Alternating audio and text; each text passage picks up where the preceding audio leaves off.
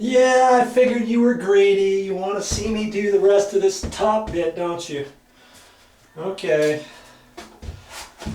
I'm just going to slap some up here.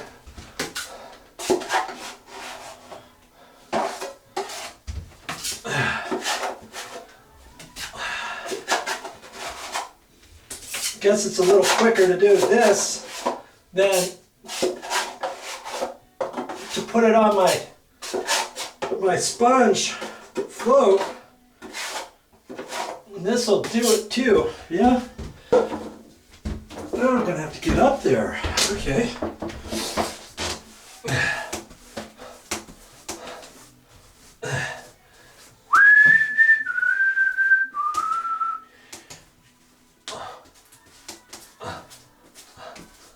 Just keep putting it in.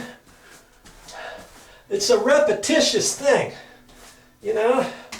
Doing the same thing that I did below up here. And this top line, I'm not doing the actual top line because it's almost tight to the ceiling. You know, I could run a little bit on there if I wanted with my sponge applicator. Then as I clean it off, I'm going to have to take some of that off. You know, that might help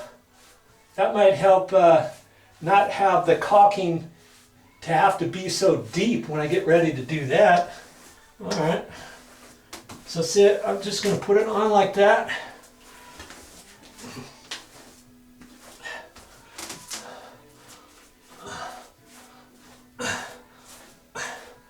As you take it off, 45 angle or a 30, you know, whatever. Oh, I thought I was going to have enough for this entire wall. Got a little bit left in my pan. I'll have to mix up some more. Yeah,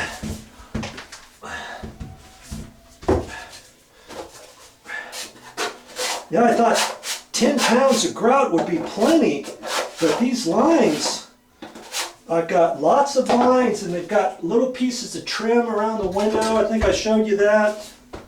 And it just eats the grout up. Very surprised. I thought I was going to have half that box left of grout, you know? But now I'm wondering if I'm going to have enough. That's why I don't want to keep too much of this on the wall. If I can save it and get it up there, I might need every last little drop. Get up there. Okay. I'm getting close. I'm getting close.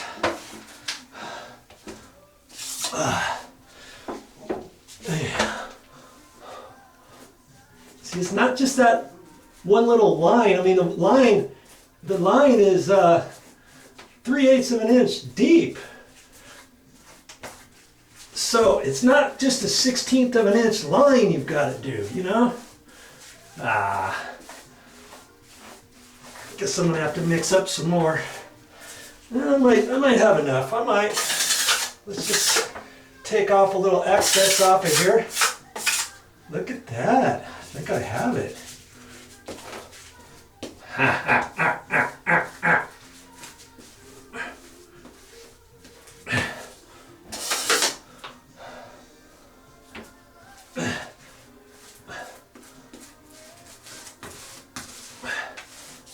Angle it as you're pushing it in.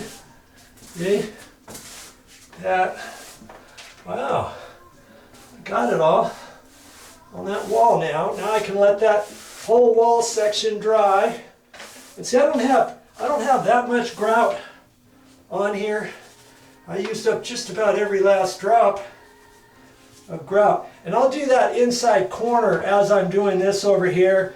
And the nice thing about the sponge, I can do the sponge flat on that side, and I can use this edge for there, so I can put it right in the corner and just kind of pull down, you know, on my next batch. Okay? All right. I'm going to let that dry, and I'll show you how I do the next step. Keep her going. You're doing it.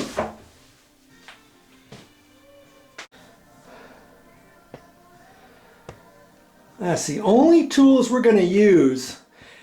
And if a professional tile guy was watching this video, first off, if he is, I'm not quite sure why he is. And secondly, you're not a professional and neither am I, but I can get it done, and these are the tools that I have, and these are the tools that I'm going to make it work with.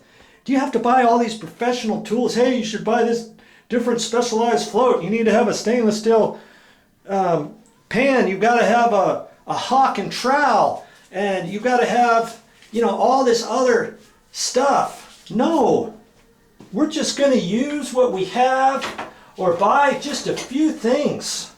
You know, yes, I probably should get a stainless steel sheetrock pan, but you can get a plastic one, and I've used that thing for years, and I wanted to do it for a reason, to let you know that, hey, can you do something? Can you do your sheetrock patches with a little plastic pan? Can you mix up grout in a plastic pan like that? Yeah, you can. But if you're going to start doing some projects, invest wisely and get a stainless steel pan. Now they have pans about this long. They also have them a little bit longer. I think I would stick with one probably this long, as well as your knives. You know, stainless steel as opposed to steel. Don't get the steel ones like this. I made the mistake of doing that, but I'm glad I did. So now I'm showing it to you, right? Get the stainless steel stuff. Spend a few extra bucks, and you're saving all this money by doing things yourself from now on. So now you can invest a little bit in your tools, and once you buy some of these tools, you won't have to buy them again, right?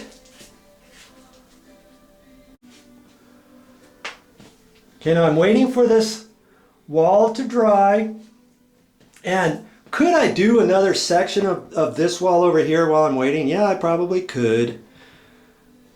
You're just going to have to kind of check your project out. It depends how fast you go. It depends if you've got somebody helping you. You know, you can do another section while he's sponging off an area, or you can flip-flop around. If you're better at one thing, you can do that, and you can be watching him and showing him what to do. And you can be Video Joe, and you can show your helper. And then pretty soon your helper can do the work instead of you. There's an idea for you. You know what? That's borderline. But I think that's dry enough. See how most of it is white? So I've got my water here. Guess I gotta set that up here.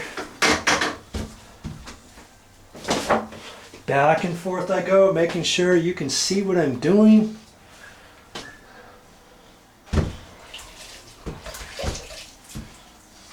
Let's see, like I said, I have the scouring side on the one side.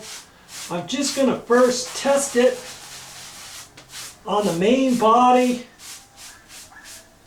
and see if it'll come off with the sponge. Chances are, most of the time it won't come off on that after it's dry like that. So I'm just going to take the other side and I'm just going to kind of loosen it up a little bit. I'm going to try to stay away from the seams as best I can without putting full pressure on a line, let's say.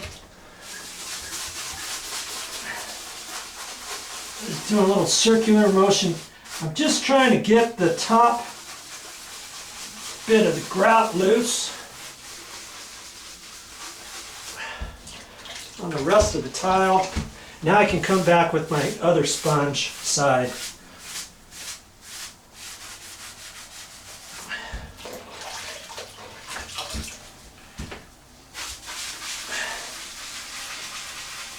Now just do some more. And see, if you start down here, by the time you get up further, the other part up higher is going to be drier. You know what I mean?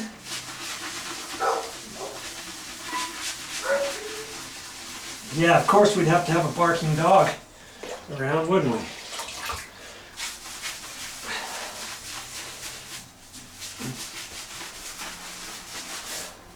Okay, so once you get an area like this, now I'm going to look at it Let's just go up a little bit further.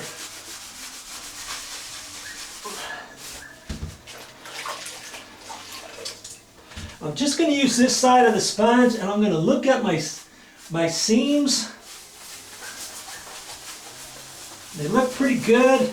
I'm just going to go over the face to remove more of the overall grout film. That. Then you can look at the lines and do a test and kind of go over one and see if anything moves on it, or if you see any little imperfection.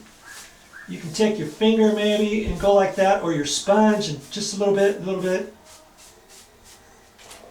And if one tile's higher than another, you still need to get the joints nice. You don't want to taper out the grout from a 32nd to nothing, because then when it dries, you're going to see that a certain grout line is going to be a 16th here and 3/16 over here, and you don't want that. Your eye is going to look at the entire thing, okay? And your eye wants to see nice straight lines, so I just finish it off. You know, in case there's a little bit of excess on there, or it's not, or it's flat. So if you don't wait too long and this dries, and then you're just doing the top surface, all of your joints might be flat, and they're supposed to concave ever so little. But now that's regular tiles, 6x6, 12x12 tiles, whatever. Something with a thicker grout line. These are only a 1/16 of an inch grout line, right? So there's only so much you're going to be able to do with that overall line. So if you just wipe it on there and double check it, that should be good. See?